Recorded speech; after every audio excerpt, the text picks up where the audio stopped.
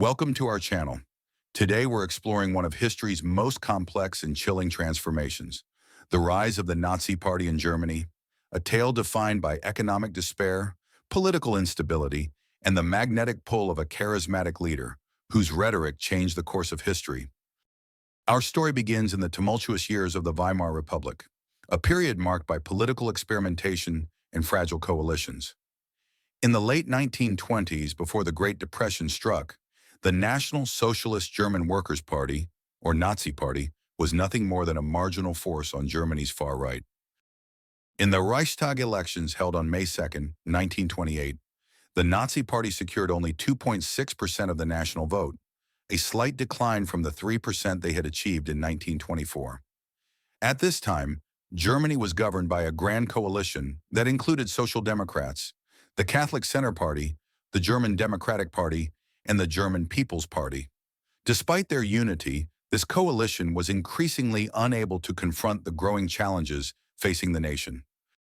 Then came the Great Depression in 1929 to 1930, a global economic cataclysm that hit Germany particularly hard. As millions of Germans lost their jobs, the sense of national humiliation from World War I was compounded by the crushing economic blow. The Treaty of Versailles, which had imposed harsh penalties on Germany, loomed large in public memory, turning economic hardship into a symbol of national disgrace. Parliamentary democracy, once seen as a pathway to stability, now appeared incapable of solving the nation's problems. This widespread disenchantment set the stage for radical ideologies to take root. Amid this despair, a singular figure emerged: Adolf Hitler.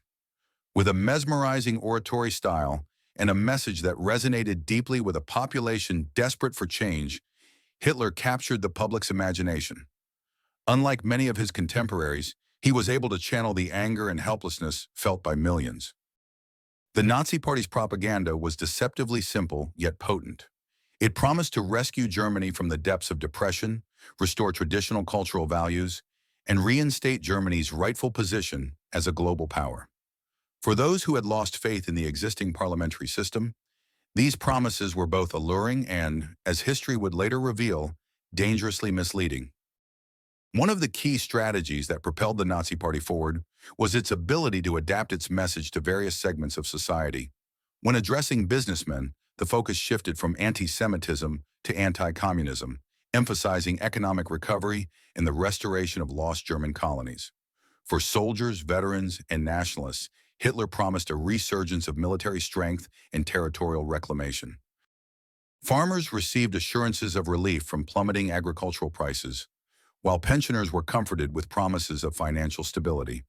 By offering tailored solutions to each group's specific concerns, the Nazis forged alliances across diverse societal sectors, steadily expanding their base of support.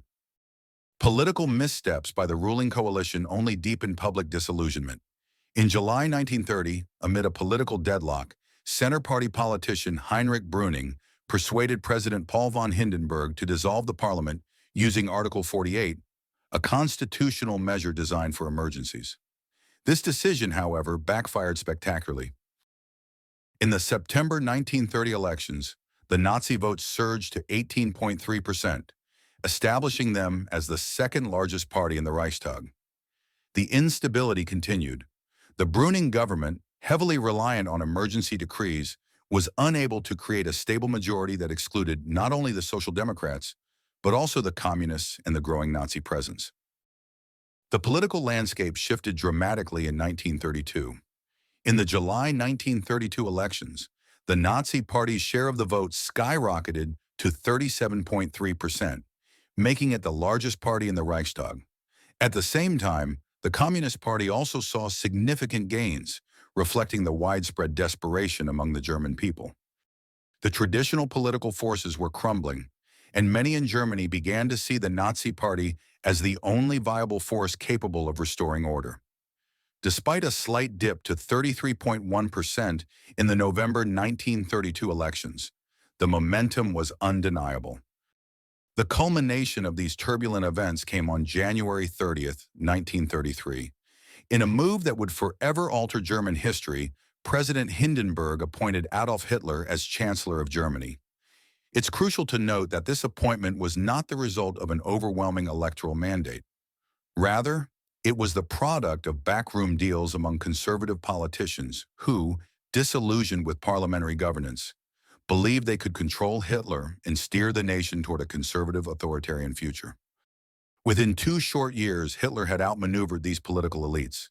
By systematically dismantling traditional government structures, he established a totalitarian regime where all power was centralized in his own hands. Looking back, the rise of the Nazi Party was not simply about the emergence of a charismatic leader. It was a reflection of broader social and economic currents, a perfect storm of desperation, political miscalculations, and the human tendency to seek simple answers in times of crisis. The legacy of the Nazi Party is a chilling testament to the destructive power of radical ideologies when combined with societal despair and flawed political systems. By understanding this dark chapter of history, we can better appreciate the importance of safeguarding democratic values and remaining vigilant against forces that seek to divide us. Thank you for watching. If you found this deep dive into history both informative and thought-provoking, please give us a like, share your thoughts in the comments, and subscribe to our channel for more historical explorations. Don't forget to hit the notification bell so you never miss an update. Stay curious and see you in the next video.